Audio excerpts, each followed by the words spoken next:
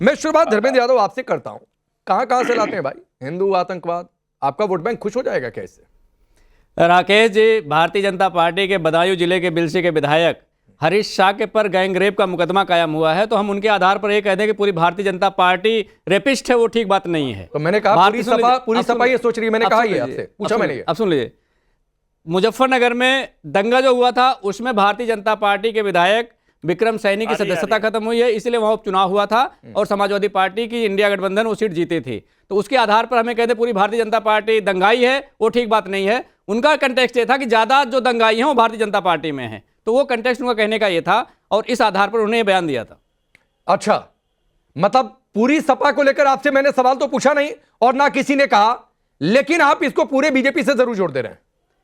फिर मैं कह रहा हूं किसी स्टेटमेंट को जनरलाइज करके नहीं देखा जा सकता है। नहीं, एक सहमति दिखती है धर्मेंद्र यादव। नहीं, आपके गठबंधन में कोई सनातन को कुष्ठ बीमारी बता देगा, कोई सनातन को लेकर कुछ कह देगा। ये जो सबूत मिल रहे हैं संभल में, कानपुर में, वाराणसी में, झांसी में, अलग अलग जगहों पर, इससे इतनी बौखलाहट है कि अपने वोट बैंक को मैसेज देना है तो हिंदुओं को आतंक से जोड़ दो।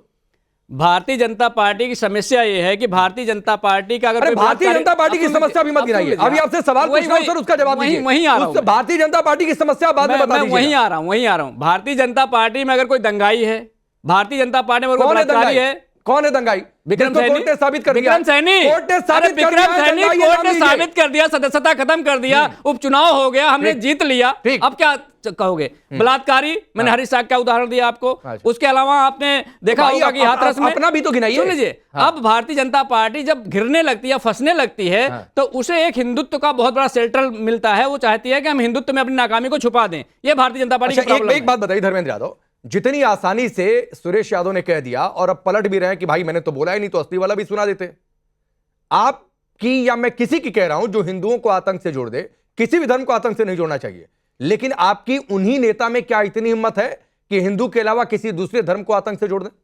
मैं राकेश जी फिर आपसे कह रहा हूं, किसी भी स्टेटमेंट को आप जनरलाइज नहीं कर सकते। अरे आप आलोचना नहीं कर पा रहे हैं, नहीं कर सकते। धर्मेंद्र यादव, जनरलाइज करना, आपने एक शब्द क्रिटिसाइज का नहीं किया, आपने जस्टिफाई कर दिया सुरेश यादव के बयान को। सुन लीजिए, मैं जस्टिफाई इसलिए कह रहा हूं, भारतीय जनता पार्टी के लोग जब कभी फंसने की बात आती है, अच्छा। आपको जो बाराबंकी से बयान आया था, वहीं पे भारतीय जनता पार्टी के जो लोकसभा के प्रत्याशी थे उनकी वीडियो लीक हुई थी और आपने उस वीडियो को शायद देखा होगा। नहीं, आपने तो हम अगर इस बात को कहना चाहें, सुन लीजिए, अगर हम ये आरोप भारतीय जनता पार्टी पर लगाना चाहें तो भारतीय जनता पार्टी ये कहती है हिंदुओं पर आरोप लगा रही है कि सपा के कुछ नेताओं ने यह भी कहा है कि नहीं कहना चाहिए था सुरेश यादव को। यहां पर धर्मेंद्र यादव जस्टिफाई कर रहे हैं कि ठीक कहा। थोड़ा मंदा करना।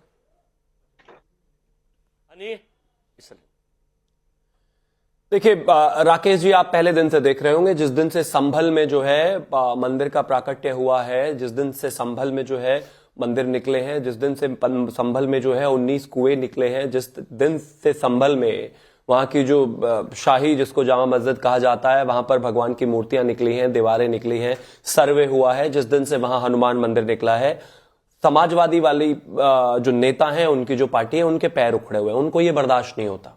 आपने देखा होगा कि संभल की चर्चा में किस तरीके से अखिलेश यादव ने खास तौर पर सिर्फ मुस्लिमों की बात की और कहा कि मुस्लिमों को दूसरे दर्जे का नागरिक बना दिया गया है, इस देश में उनके ऊपर अत्याचार हो रहे हैं। वही बातें जो हैं उनके आज विधायक कह रहे हैं।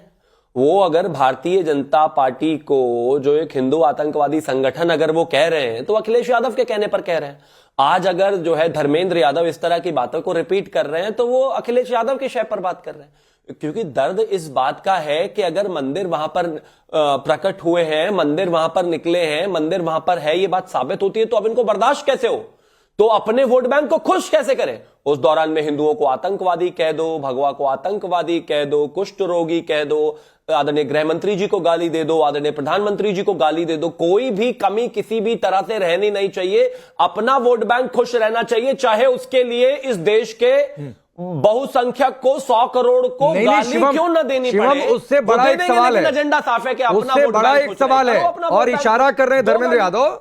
तो धर्मेंद्र यादव आप जवाब दीजिएगा, लेकिन एक सवाल ऐड कर देता हूं। बीजेपी को 240 सीटें मिली, इस देश की जनता ने वोट किया, तीसरी बार सत्ता में पहुंचाया, तो बीजेपी को आतंकी संगठन बोलेंगे, मतलब इस देश की जनता ने एक आतंकी संगठन को कह दिया कि देश चलाओ, तो क्या यह वोटर से अपमान नहीं है? उत्तर प्रदेश में समाजवादी पार्टी 37 सीट जीती है और भारतीय जनता पार्टी से ज्यादा जीती है।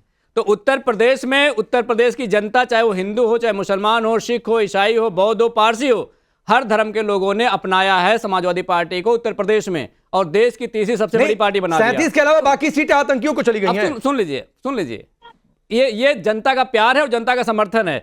शिवम भाई जो कह रहे हैं, आदरणीय गृह मंत्री जी, ठीक बात है, लेकिन गृह मंत्री जी ने इस देश में जो सबसे बड़ी गाली हो सकती है बाबा साहब डॉक्टर भीमराव अंबेडकर को सदन की पटल पर, यानी कि लोकतंत्र के मंदिर में जाकर के गाली दे दिया, और उस पर शिवम त्यागी कभी माफी में नहीं मांगेंगे और देश के गृह मंत्री माफी में नहीं मांगेंगे। आज लोकतंत्र जितना शर्मसार हुआ है भारतीय जनता पार्टी के गृह मंत्री द्वारा, उसकी बात नहीं होगी ना। धर्मेंद्र यादव, आप बीजेपी की 10 समस्याएं गिनाइए, उनको एक्सपोज करिए, करते रहिए, आपका काम भी है। लेकिन आपसे पूछ रहा हूं कि 240 सीटें बीजेपी को मिल गई, तो क्या ये आप आतंकी संगठन बोल रहे हैं, तो क्या हिंदुस्तान के वोटर्स का अपमान नहीं? आप इस पर बोलने को तैयार नहीं है। हिंदुओं को आतंक से जोड़ रहे हैं, आप इस पर बोलने को तैयार नहीं है। आप क्या किसी दूसरे धर्म को आतंक से जोड़ने की आपकी हिम्मत हो सकती है? आप इस पर बोलने को तैयार नहीं है। 37 सीटें आपको मिली, आप गिनवा रहे हैं, लेकिन बाकी सीटें क्या आतंकियों को दे दी यूपी की जनता ने? आप इस पर बोलने को तैयार नहीं है। मैंने आपसे कहा किसी भी स्टेटमेंट को जनरलाइज करके नहीं देखा जा सकता है। अरे पहले क्रिटिसाइज करिए भाई, जनरलाइज क्या होता है? अब सुन लीजिए, जनरलाइज स्टेटमेंट को आप ये तर्क देंगे कि जनरलाइज नहीं, एक केस में भी आप जस्टिफाई कर सकते हैं क्या? मैंने आपको बताया, मैंने भारतीय जनता पार्टी में बलात्कारी का उदाहरण बताया, मैंने दंगाई का उदाहरण बताया, मैंने दंगाई का उदाहरण बताया, आपकी पार्टियों का गिनवाए, बेटी जलाने का उदाहरण बताया मैंने। धर्मेंद्र यादव, आपकी पार्टी का गिनवाए, क्या स्थिति थी कानून व्यवस्था की? अरे आप मुझे बता दीजिए, आज क्या हालत थी कानून व्यवस्था पे बात कर लीजिए। उसी के दम पर आपकी महिला सरकार अपराध चली में गई। उत्तर प्रदेश नंबर 1 है कि नहीं है? वापस आएंगे, अभी नहीं ठिकाना पता चल महिला रहा। अपराध में उत्तर प्रदेश नंबर 1 है कि नहीं, बता दीजिए। साइबर अपराध में उत्तर प्रदेश नंबर 1 है कि नहीं, बता दीजिए मुझे। दलितों के खिलाफ अपराध उत्तर प्रदेश नंबर 1 है कि नहीं, बता दीजिए। 5 तरीके के बेटियों के साथ अपराध उत्तर प्रदेश नंबर 1 है कि नहीं, बता दीजिए। और कानून व्यवस्था के नाम पर आपकी सरकार चली गई थी, जेलों से सत्ता चला करती थी। अरे भारतीय जनता पार्टी के रैकेट जो है, शिवम त्यागी एक रिप्लाई करिए। ठीक है सर, ठीक है सर। शिवम त्यागी 100 बात की एक बात है, और ताल ठोक के कह रहे हैं कि भाई हम तो कहेंगे बीजेपी को आतंकी संगठन। जी बस मैं तो कहता हूं इस देश में ये बीजेपी को आतंकवादी संगठन थोड़ी ना कह रहे हैं। भारतीय जनता पार्टी को इस देश ने तीसरी बार लगातार जो है सत्ता दी है, तीसरी बार आदरणीय प्रधानमंत्री जी को प्रधानमंत्री बनाया है। वो इस देश के 100 करोड़ हिंदुओं को और वोटर्स को आतंकवादी कह रहे हैं। वो इस देश में भारतीय जनता पार्टी से जुड़े हुए विचारधारा वाले जितने भी लोग हैं वो सबको आतंकवादी कह रहे हैं। खैर नया है भी नहीं, हिंदुओं को तो ये वैसे ही हमेशा से आतंकवादी मानते हैं, दूसरे दर्जे का नागरिक ये मानते हैं। उनको लगातार कोई भी गाली देने का अगर नंबर आए तो छोड़ते नहीं। बाबा भीमराव अम्बेडकर पर सिर्फ एक ही चीज कहना चाहता हूं, इनको गृह मंत्री जी की बात का बुरा लग रहा है। और जब इन्हीं की पार्टी में खड़े हुए आजम खां कहते थे कि बाबा भीमराव अम्बेडकर जी सबसे बड़े भूमाफिया हैं, उस पर माफी मांगी क्या आज तक? या एक सवाल जवाब उठाया हो या कुछ कहा हो? नहीं कहा ना। अपनी पार्टी में इस तरह के भाषण देकर आपके नेता चले जाते हैं, आज तक एक सवाल जवाब नहीं किया, माफी मंगवाई क्या? या अखिलेश यादव ने माफी मांगी क्या? उस पर नहीं मांगी। अमित शाह ने गलत किया कि नहीं किया? किस तरीके का अमित शाह ने गलत किया कि नहीं किया? गाली देकर गलत किया कि नहीं किया? कभी माफी मानो ना गलत किया है, माफी मान लो गलत किया है ना, मान लो गलत किया अमित शाह ने। ये दोहरा चरित्र दोहरा मापदंड नहीं चलेगा। बराबर में खड़े होकर आजम खां से अपमान करवाते हो, देश की सबसे बड़ी दलित नेता का अपमान करवाते हो। आप जैसे लोग जान से मारने की कोशिश करते हो, दलित नेता नहीं, संविधान के निर्माता, संविधान के शिल्पकार, इस देश को नई दिशा देने वाले महान नेता बाबा साहब डॉक्टर भीमराव अम्बेडकर का अपमान करने से आप नहीं चुक रहे हैं। इससे पता चलता है कि आपकी मानसिकता मैं आगे बढ़ रहा हूं, इसके लिए काम करते हैं। मैं आगे बढ़ रहा हूं। धर्मेंद्र यादव, ये आपके सारे तर्क तब जस्टिफाई होते जब आप आजम खान की आलोचना कर देते हैं। आजम खान पर आप चुप रहेंगे, अमित शाह पर हल्ला बोलेंगे, तो हम गाली देंगे तो ठीक है, आप गाली देंगे तो मुद्दा बनाएंगे। तो ये नहीं डबल स्टैंडर्ड चलता है।